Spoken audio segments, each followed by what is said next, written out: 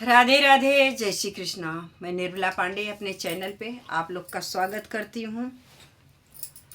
नए साल का हार्दिक शुभकामना सभी यूट्यूब फैमिली को, सबको राधे राधे। आज मैं सोहर गीत गा रही हूँ, आप लोग सुने, अपना आशीर्वाद बनाए रखना। जय श्री राम। काहे खातिर लाय, काहे खातिर बगिया लगायत, काहे फूल वरियात, काहे फूल वरियन हो राजा, काहे खातिर लाय मुर्ग मनवात, तुम मधु बन चल, तुम पर देश चल हो राजा, काहे खातिर लाय मुर्ग मनवात, तुम मधु बन चल हो। बड़ खातिर बगिया लगाए तयोरो फूल वरियात, योरो फूल वरियन हो। धन बेहस खातिर लाए हम मनवात, हम मधु बन चले, हम पर देश चले हो। बाबा मोर देखी हई बगियात, माई फूल वरियात, माई फूल वरियन हो। धन छोट भैया संग तुम बेहसुत, हम मधु बन चले, हम मधु बन चले हो। धन छोटे भैया संग तुम बेहसुत, हम मधु बन चले हो।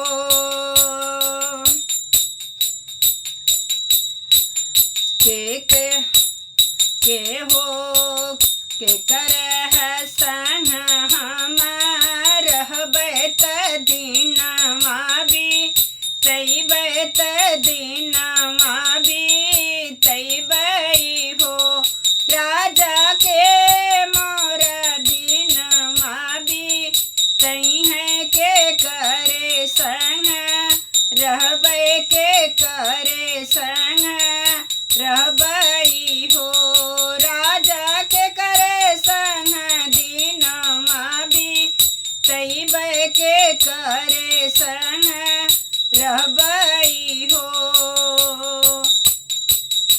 मायाई का सेवा तुम की हूँ, त बाबा जी का सेवा की हूँ हो। धन घर रही के दीनमा भी तायुत, हम मधु बन जाबै, हम मधु बन जाबै हो। धन घर मोरे दीनमा भी तायुत, हम मधु बन जाबै हो।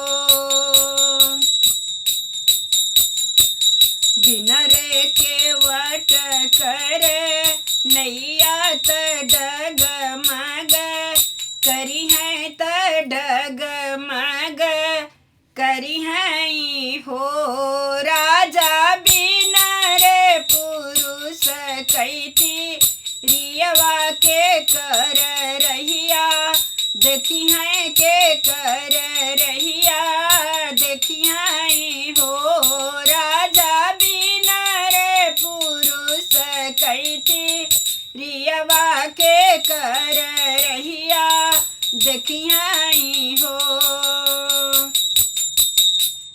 बिना रे के वट कर नैया जमुना तीर लगी है, जमुना तीर लगी है हो।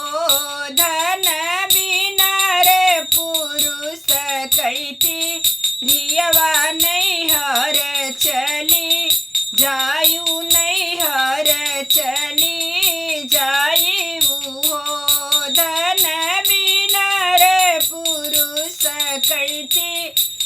पियवा नैहर चली जाई हो।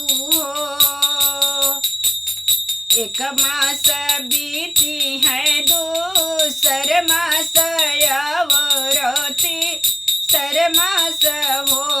राजा नैहर कलो गया को लई है बेटी हो कब जई है हो। राजा नैहर कलो गया को लई है बेटी हो कहिया जई है हो। राधे राधे। मेरा सोहर अच्छा लगे तो अपना आशीर्वाद बनाए रखना।